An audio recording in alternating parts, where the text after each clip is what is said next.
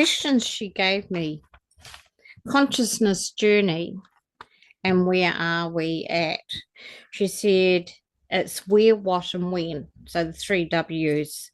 Where am I at? So we can check to see where our consciousness is, who we are, and what we're doing with our consciousness. How far have we come and gone, and so forth. What more can I do to increase my consciousness level?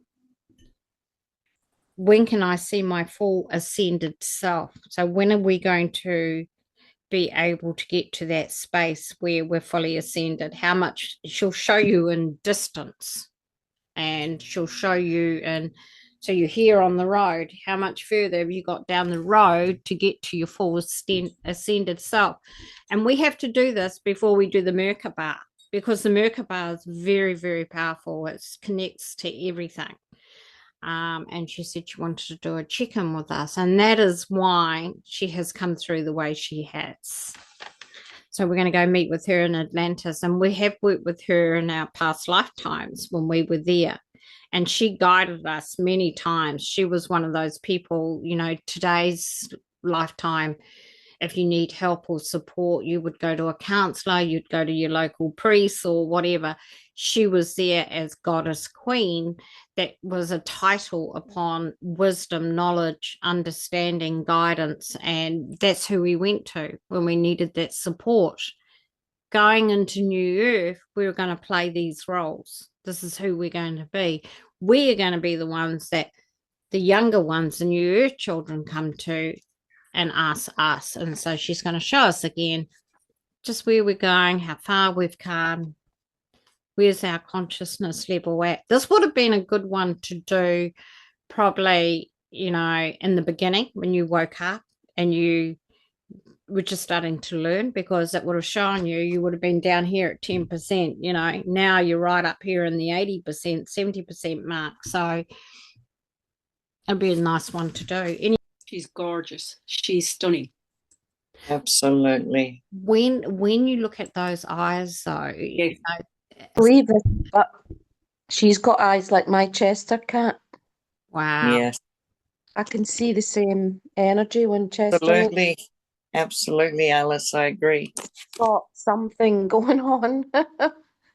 So if you see these circle patterns here that Dana has drawn, they are the portals that we go into today to view our consciousness. And that is what they were. When I said to her, oh, they're portals in the background, they're her portals. And so when you look at the full picture, the diamond top of the head and the way it comes down is crown of goddess. That is your goddess crown. And that is why she's considered not like a royal queen, but queen of all. And that's why that symbolism is there with the two diamonds and the way it falls down onto her head. She doesn't need to be royal. She is royal in our books. Yeah. She's just stunning. So you're going to meet with her and she's going to guide you into what you need to know today. So I thought this was a good recheck for the beginning of our purpose year. Something a bit more self-discovery for ourselves, understand where we're at, and it's interesting how when you do this kind of work, you get more out of it afterwards too. You connect again to who you truly are. It's like a revisit to, hey, this is me. I'm a light being, In soul messages, we have the divine heart chakra activation. And I just feel we need to be doing that again to refresh our heart. Our heart is what gives us our intuition, our feelings, our emotions. It gives us our knowing. And it's like when we were talking in the interview about how we can see the animals' souls and how they can connect with us. And it's not just about us rescuing them. They rescue us, because that is true heart connection, one heart to the next. And that is where you connect on that level of love. Consciousness is a different type of awareness, but the heart love that we have for other beings and other people is down in this chakra. And that is why when a lot of people's emotions are blocked or they're having trouble, they get bad shoulder and back problems and sometimes even neck problems. And that is because the heart chakra goes right through to the middle of the shoulder blades. And this is where that block energy is sort of stored, and then it works its way up and down the spine to other areas of the skeleton that causes strain and stress, because it's where trauma and everything like that is stored and base. And if you don't do your heart chakra cleansing and upgrading, your health will suffer.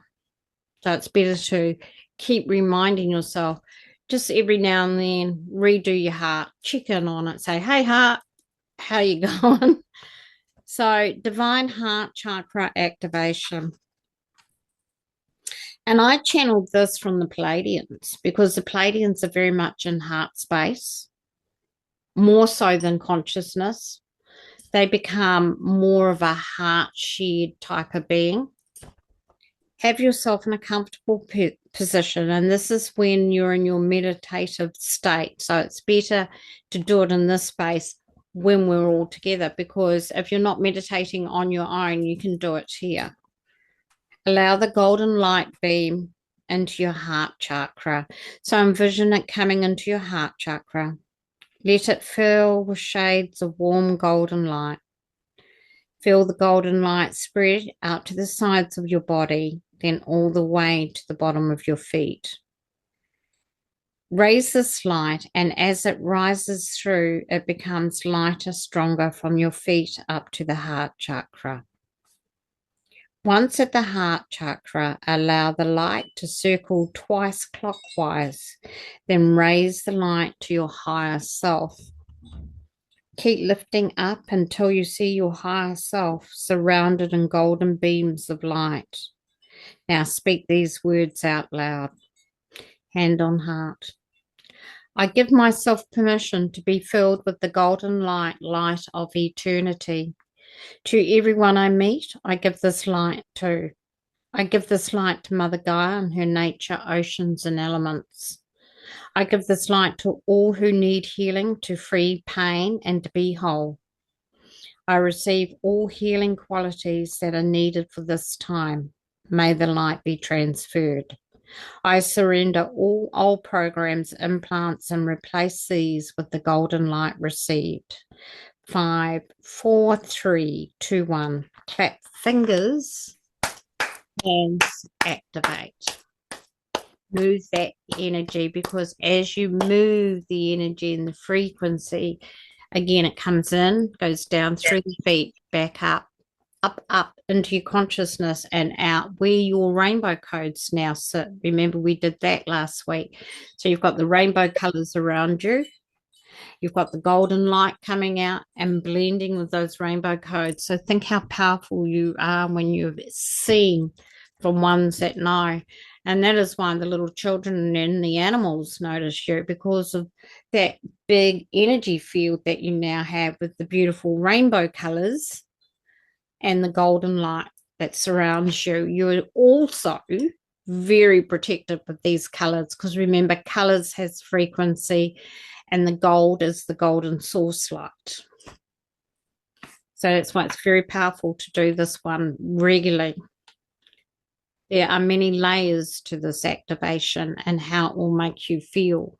And you come away feeling very full of new energy and frequency. And that's what we need for our purpose this year. It's a new beginning for us all. It's a recheck. To Atlantis peeps. Don't forget my Atlantis picture up the back here. If you haven't seen it before, there it is there. This one here. That's the one that Sam painted or drew for me. And that's where we go, to the beautiful Atlantis. And while we're there, we go and meet with Mika, and she takes us into the portals of the mirrors of consciousness. So you're looking back at yourself. You're looking at yourself and saying, right, What do I need to do work on? Where am I at?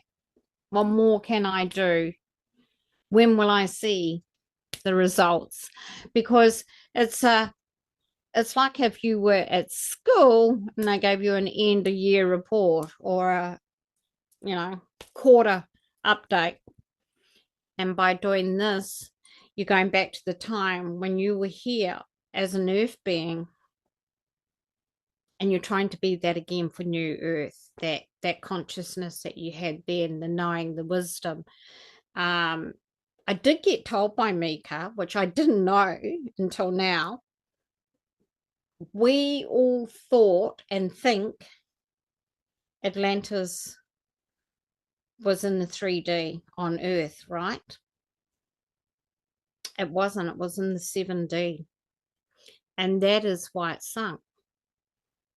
Because the 7D energy frequency became greedy and got corrupted.